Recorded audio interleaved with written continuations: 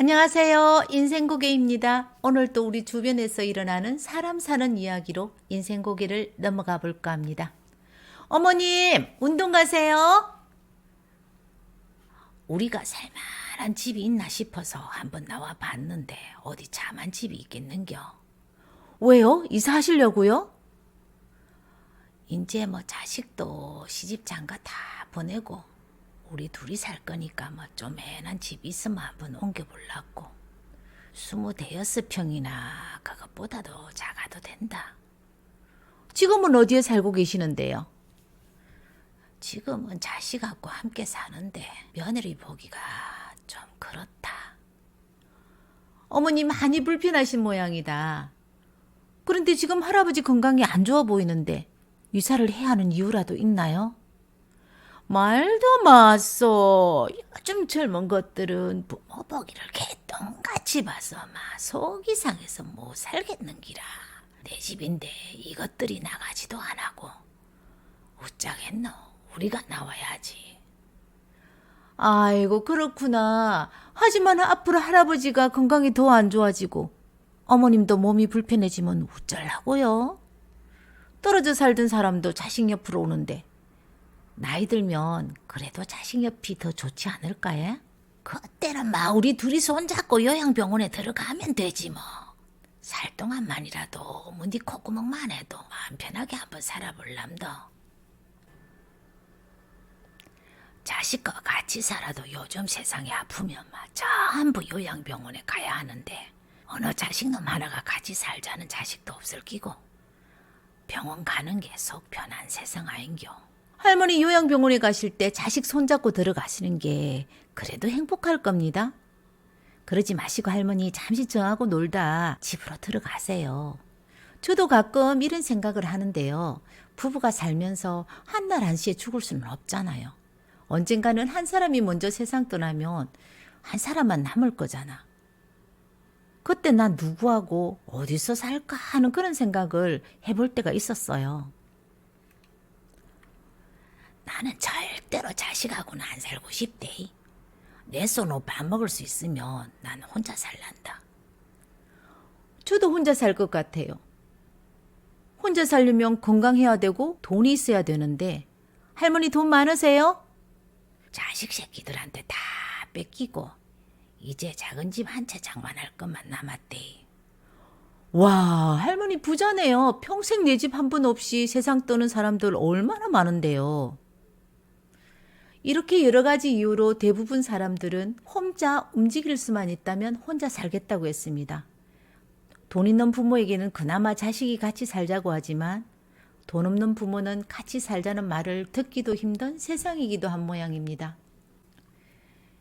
할머니 제가 재밌는 얘기 하나 해드릴까요? 얼마 전에 제 친구가 딸을 결혼시켰거든요. 그래서 제가 한번 물어봤어요. 영희는 결혼해서 잘 살지? 아이고 우리 딸은 막 남편을 잘 만나서 자기 마음대로 하고 산다.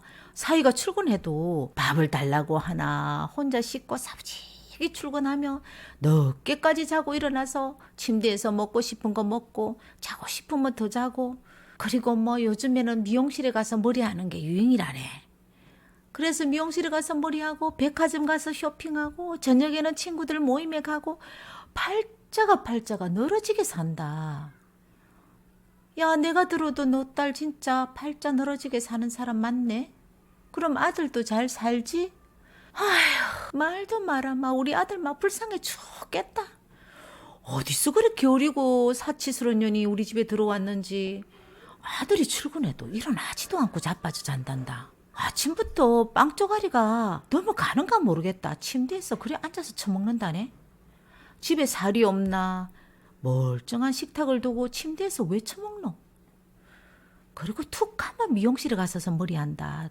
돈이 썩어 빠졌는 모양이다. 빨간색 머리 파란색 머리 번갈아 지랄하면서 대가리를 시겁시키고 산단다. 친구들은 또 왜 그렇게 많은지 하루 왼종일 얼굴에다가 찍어 바르고 사돌아다니는 꼴이 아이고 내가 볼라니까 속이 천불이 나고 우리 아들 불쌍해 죽겠다.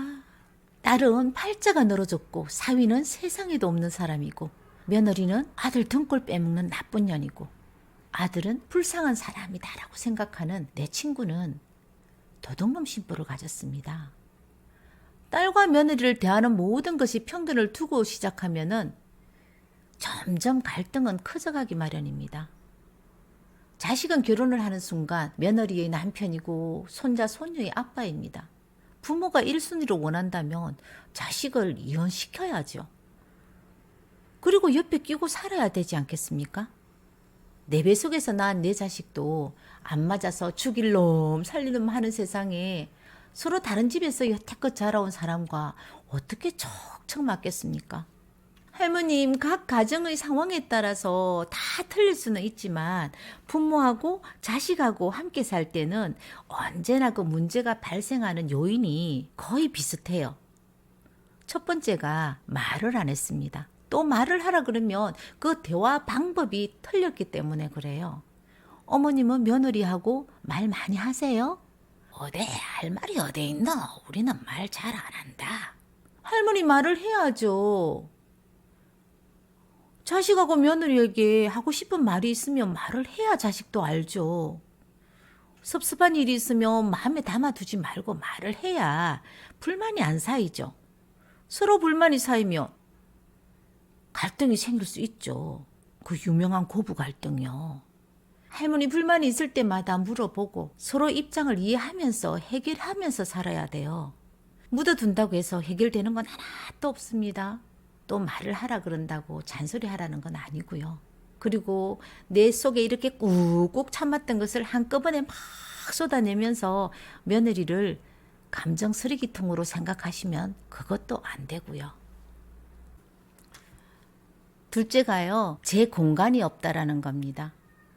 저도 시아버님을 모시고 살았는데요. 아무리 넓은 집이라도 절대 넓다는 생각을 못하고 살았습니다. 내가 가는 곳마다 내 눈이 멈추는 곳마다 언제나 아버님이 계셨는데 어떻게 넓은 집이에요? 좁은 집이죠? 가족이 한 집에 살다 보면 개인 공간은 있을 수 없어요.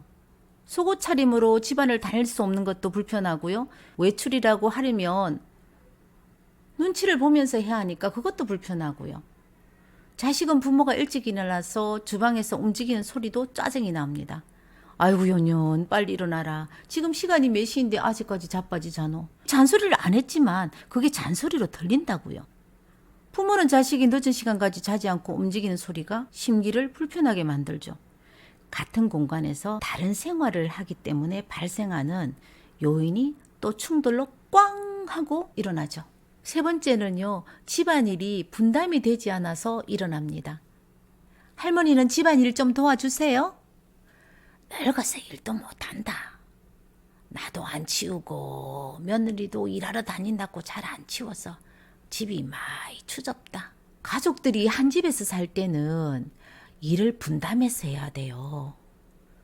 일을 분담하지 않으면 한 사람이 모든 일을 맡아서 하게 되고 일하는 사람은 당연하게 지치기 마련이잖아요. 자식과 함께 사려면 손자도 봐주고요.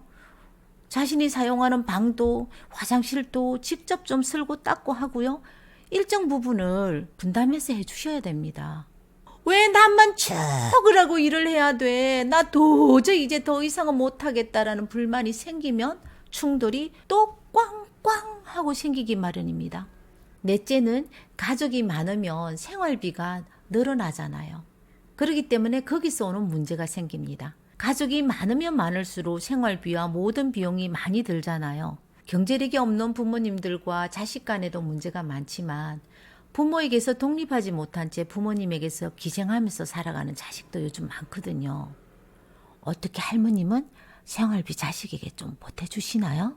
요즘은 자식이 부모를 부양하는 시대에 아니거든요. 부모가 자식을 부양하고 먹여 살리는 사람도 정말 많거든요. 그래서 묻는데 생활비는 누가 더 많이 내요? 나는 생활비 안 준다. 그런데 다른 집 자식들은 뭐 관리비, 도시가스, 뭐 이런 요금도 통장에서 쑥쑥 빠지도록 자동이체인가 뭔가 해놓는다고 하던데 우리 아들은 세금 쪼가리 나오면 식탁 위에 툭 던져놓더라. 날짜가 다 돼도 안 내고 해서 내가 낸다. 손자 학원비도 잘 안 줘서 내가 내기도 하고 이렇게 조금씩 쓰다 보니까 모아둔 돈 꽃감 빼먹듯이 다 빼먹고 얼마 없다.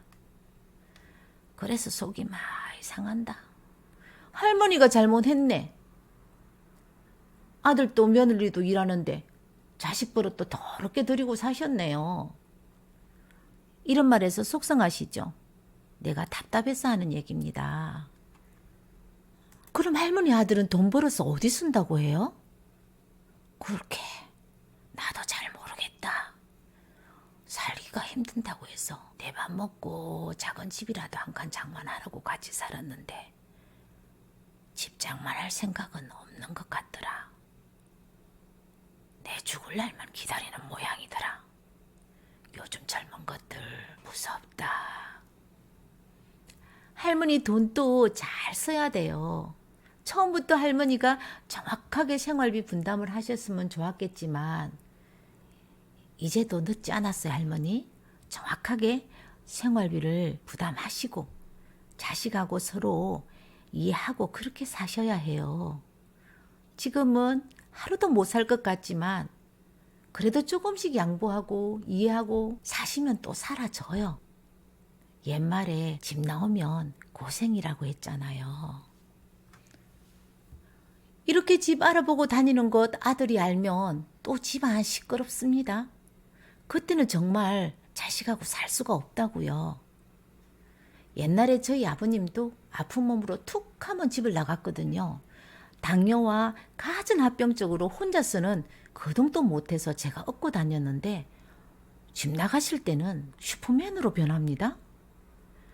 모시고 오는 것도 여러 번 반복하니까 저도 짜증이 나더라고요. 아버님 이제는 제가 아버님 모시러 오는 것도 이게 마지막입니다. 지금 저하고 안 가시면 두 번은 아버님 안 본다고 단호하게 말을 했습니다.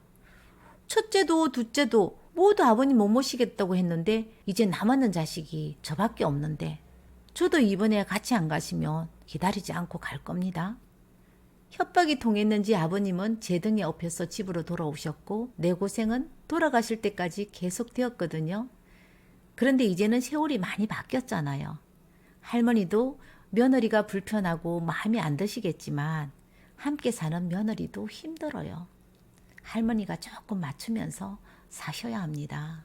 할머니, 며느리가 좀 미운 짓을 해도 삐치거나 비난하지 말고 이해하고 좀 틀린 말을 해도 가끔씩 네 말이 맞다, 네 말이 맞다 장단을 맞추고 살아야 합니다. 세상사 모두 마음먹기 나름이거든요. 그리고 어떤 갈등이 생기면 며느리 입장에서 바라보는 것도 해야 합니다. 그래야만 상대방의 입장을 이해할 수가 있죠. 집 마련할 돈 있으면 며느리 용돈 가끔 줘보세요. 그리고 가끔 딸내도 가고요. 그래야 며느리도 숨을 좀 쉬죠. 우리 못난 아들 만나서 네가 고생이 많다며 고맙다는 표현도 하시고 사세요.